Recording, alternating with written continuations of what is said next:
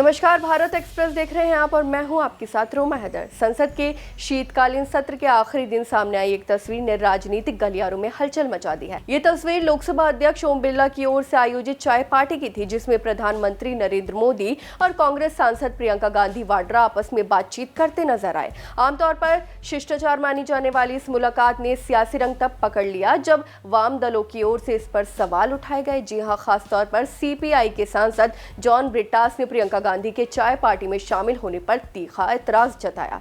John Brittas ने कहा कि जिस दिन संसद में मनरेगा को खत्म करने वाला विधेयक पारित हुआ, उसके कुछ ही घंटों बाद कांग्रेस के कुछ नेताओं का इस तरह की सामाजिक चाय पार्टी में शामिल होना दुर्भाग्यपूर्ण है।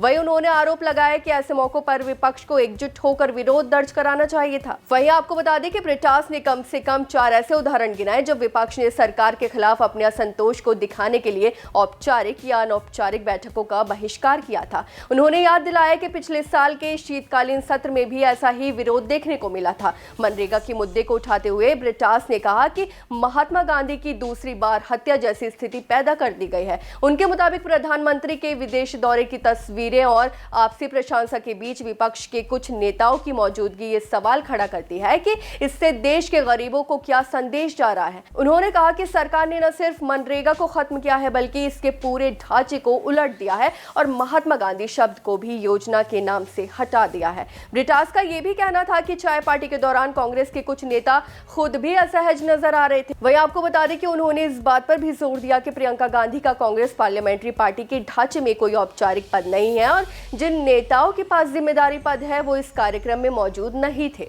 उनके मुताबिक ऐसे समय में विपक्ष की एकजुटता ज्यादा अहम है। दरअसल प्रियंका गांधी की मौजूदगी पर सवाल इसलिए भी उठे हैं क्योंकि कांग्रेस लगातार मनरेगा का नाम बदलने और उसके स्वरूप में बदलाव को लेकर मोदी सरकार पर हमलावर रही है। सोनिया गांधी से लेकर राहुल गांधी तक ने इस मुद्दे पर सरकार की कड़ी आलोचना की है। राहुल गांधी ने कहा कि रोजगार और आजीविका मिशन के लिए लाया गया विकसित भारतीय गारंटी बिल मनरेगा का सुधार नहीं बल्कि इसके मूल सिद्धांतों को कमजोर करने की कोशिश है। उन्होंने आरोप लगाया कि मोदी सरकार ने एक ही दिन में मनरेगा के 20 साल के इतिहास को खत्म कर दिया। वहीं राहुल गांधी ने यह भी याद दिलाया कि कोविड महामारी के दौरान मनरेगा ने करोड़ों लोगों को भूख और कर्ज में डूबने से बचाया था। अर्थव्यवस्था ठप होने के समय पर यह योजना ग्रामीण भारत के लिए जीवन रेखा साबित हुई, खासकर महिलाओं के लिए। वहीं उन्होंने विधेयक को पारित करने की प्रक्रिया पर सवाल उठाते हुए कहा कि इस बिना पर्याप्त जांच पड़ताल और चर्चा के पास कर दिया गया। विपक्ष की मांग थी कि बिल को स्टैंडिंग कमेटी के पास भेजा जाए, लेकिन सरकार ने इसे खारिज कर दिया। वहीं कांग्रेस संसदीय दल की अध्यक्ष सोनिया गांधी ने भी सरकार पर तीखा हमला बोला। उन्होंने कहा कि सरकार ने मनरेगा पर बुलडोजर चला दिया है। न सिर्फ महात्मा गांधी का नाम हटाया गया है बल्कि योजना के स्वरूप में भी बिना किसी विचार विमर्श और सलाह के मनमानी बदलाव किए गए। सोनिया गांधी ने कहा कि अब ये तय हो गया है कि किसे कितना और कहां रोजगार मिलेगा और ये फैसला जमीनी हकीकत से दूर दिल्ली में बैठकर किया जाएगा। मनरेगा से गांधी का नाम हटाने के विरोध में विपक्ष ने संसद परिसर में मार्च भी निकाला था। ये मार्च गांधी प्रतिमा से मकर द्वार तक गया था, जिसमें सोनिया गांधी भी शामिल हुई थी। वही इतना ही नहीं, जब वीबीजी रामजी बिल लोकसभा में पास किया जा रहा था तब विपक्षी सांसदों ने विरोध में बिल के कागज फाड़कर फेंक दिए थे।